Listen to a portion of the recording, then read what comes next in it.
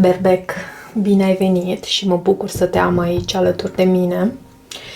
În această etalare vom verifica care sunt lucrurile bune care vin în calea ta și, de asemenea, următorul pas pe care ar trebui să îl faci în tot acest proces de materializare.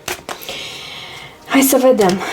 Pentru Berbec, ce lucruri bune avem mai întâi din acest oracol al energiilor. Care sunt lucrurile bune care vin în calea Berbecului? Soarele. Păi răsare soarele pe strada ta. Este cartea cu numărul 1, cu cifra 1. Și cred că tu ai și mai multe posibilități, ai mai multe opțiuni din care tu poți să alegi. Răsare soarele. Soarele aduce lumină, soarele aduce claritate, aduce succes. Conștientizezi poate faptul că ai toate aceste opțiuni, toate aceste posibilități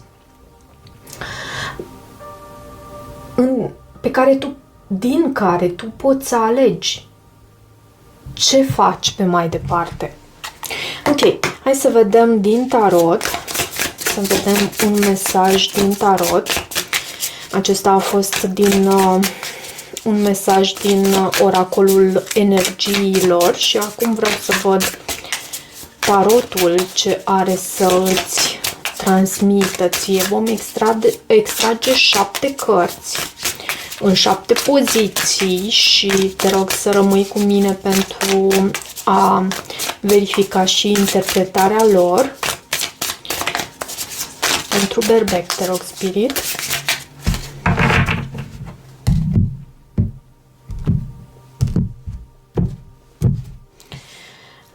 La baza pachetului avem o carte de monede, 7 de monede mai exact. Acest 7 de monede vorbește despre investiție. Avem și luna și 6 de spade. Da, tu cred că depășești un anume obstacol, o perioadă mai întunecată, pentru că avem și soarele aici și poate chiar o dezamăgire poți să o depășești în următoarea perioadă. Și avem diavolul, ok, împăratul, 3 de bâte, asul de cupe, turnul, cavalerul de cupe și un mesaj din partea universului, împărăteasa. Foarte frumos, avem această pereche, împăratul și împărăteasa. Fie este vorba despre un foarte bun echilibru între energia masculină și energia feminină, energia ta masculină și cea feminină. Știi când este cazul să acționezi, când este cazul să strălucești și să atragi, când este cazul să fii o persoană determinată și care posibil să își pună un plan bine pus la punct. Diavolul este în poziția aceasta a lucrurilor bune care vin în calea ta și poate fi vorba despre un Capricorn. Poți să ai de a face cu un Capricorn aici. Mă duce cu gândul cel mai mult la acest lucru. Fiind în poziția lucrurilor bune, pentru că diavolul reprezintă și toxicitate, și o adicție, și întunecime. Ce este cu acest diavol? Da, lași în urmă. Lași în urmă această toxicitate, această adicție, această situație întunecată din viața ta. Lași în urmă ceva. Și e în poziția lucrurilor bune. Și o faci într-un mod cu succes. Uite ce văd aici, 6 de bâte la baza pachetului. O faci într-un mod cu succes.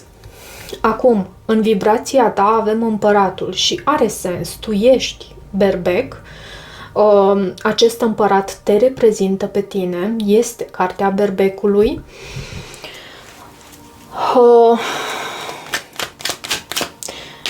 De ce acest card, împăratul, în vibrația pe care tu o emiți? Am văzut 4 de cupe. Da, uite, și a ieșit.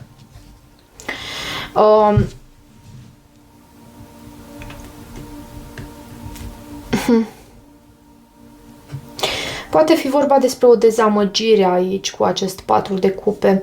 Un fel de situație în care tu faci o anumită ofertă și spun tu, pentru că văd acest împărat și împăratul reprezintă energia masculină. Nu știu, acum poți primi această ofertă și din partea energiei feminine, dar nu prea mai are, pentru mine cel puțin, nu prea mai are sens. Îmi pare că tu faci o anumită ofertă sau universul vine în calea ta cu o anumită ofertă la care nu te deschizi.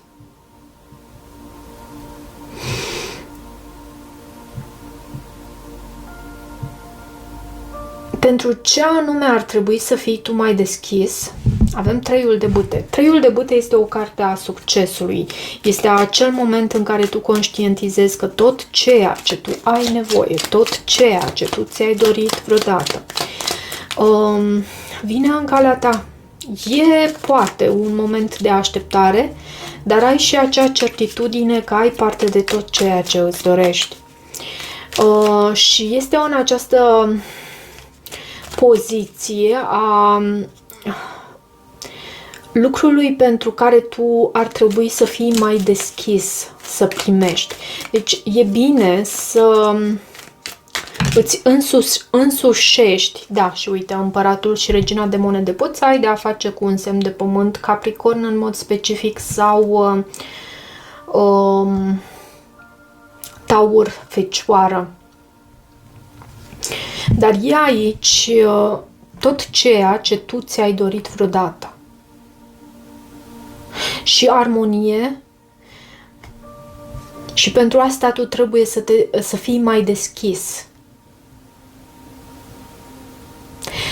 Ce va fi atunci când tu vei fi mai deschis și vei avea această atitudine, eu aș numi o expectativă, ca un fel de așteptare aici, ca un fel de conștientizare a faptului că tu ai deja tot ceea ce îți dorești. Avem asul de cupe și asul de cupe anunță o nouă iubire, deschiderea ceacrei inimii, deschiderea acestui centru, da, și 7 de bâte.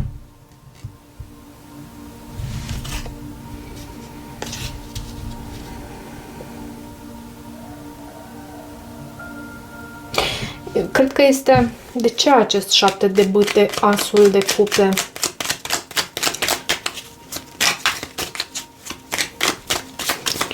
Atunci când tu vei fi mai deschis,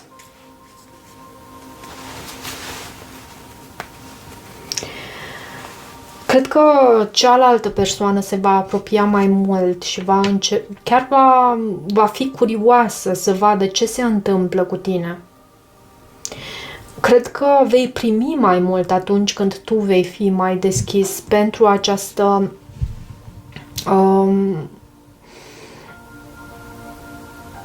poziție. Următorul pas pe care tu ar trebui să îl faci, avem turnul. Turnul reprezintă energia scorpionică. Turnul aduce distrugere. Poate că este cazul să construiești pe o fundație mai solidă. Poate este ceva aici ce trebuie dărâmat pentru a construi pe ceva mai solid. Poate ai de-a face cu un scorpion aici, iarăși. De ce acest turn? În pasul următor, să acționezi. Să acționezi pur și simplu. Și poate chiar să închei ceva anume. Pentru că văd și acest 10 de spade. E ceva ce trebuie... ca și cum ar trebui retezat, ca și cum ar trebui scos din rădăcină, pentru ca tu să poți construi pe baze mai solide și tu cred că ai să îți dai seama despre ce este vorba aici. Cavalerul de cupe. Cum poți, pentru felul în care tu poți să manifesti sau să materializezi cu mai mult succes. Cavalerul de cupe poate să vorbească despre o ofertă de dragoste care poate să vină din partea ta sau pe care să o primești tu. Cavalerul de cupe vorbește frumos, trimite acele mesaje creative și iubitoare, pline de iubire. Văd eremitul. Și să știi că am mai văzut la baza pachetului eremitul pentru tine. Poți să ai de a face cu o fecioară, să existe această ofertă în dragoste cu această persoană.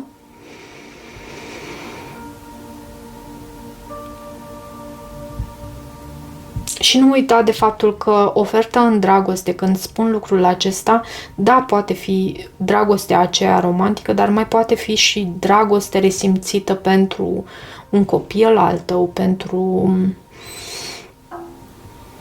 un prieten, un amic, da.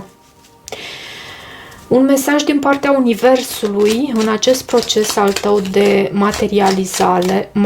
materializare, scuze, împărăteasa.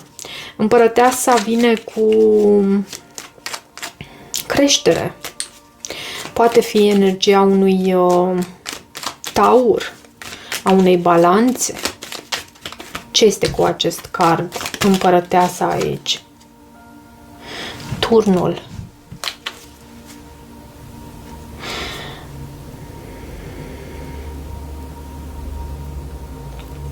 Cred că acest... mai dă-mi un card cu acest turn, pentru că mă surprinde felul în care au venit cărțile pentru tine. Ce este cu împărăteasa și turnul în mesajul Universului? Justiția. Posibil să se rupă un anume contract, posibil să ai de a face cu o balanță iarăși și ceva surprinzător să apară în dinamica cu această persoană. Dacă ai de a face cu acte, hârtii, documente, cu sistemul acesta legal, cu legile, cu procese, în instanță, să știi că vei avea câștig de cauză și e ceva surprinzător aici ce poate să vină în calea ta cu această energie a împărătesei. E ceva ce îți aduce creștere, abundență, poate chiar. Ok.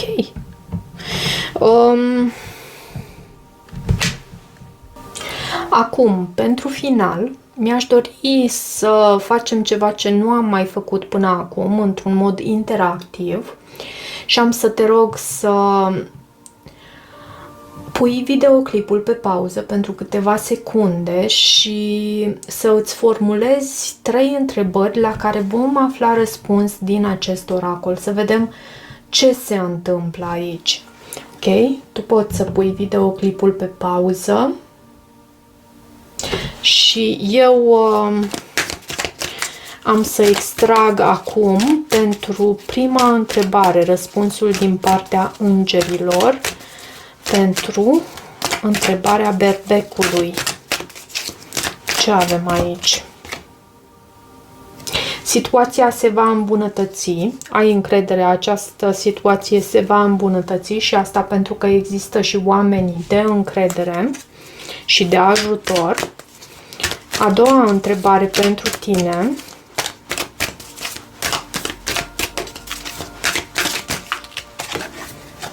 Succes. E ceva ce îți va aduce succes aici, e ceva pozitiv.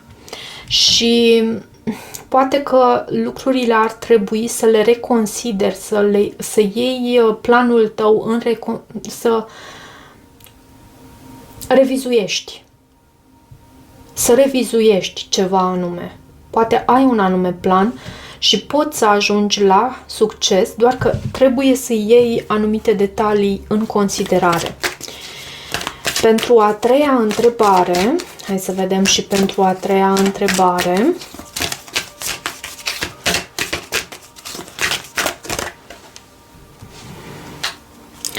Cere ajutorul celor din jur și văd și abundență care poate să vină în calea ta, dar pentru asta tu trebuie să ceri ajutorul celor din jur. Tu nu ești o insulă izolată, ești o persoană care trăiește în comunitate și care știe să se înconjoare de oameni de încredere.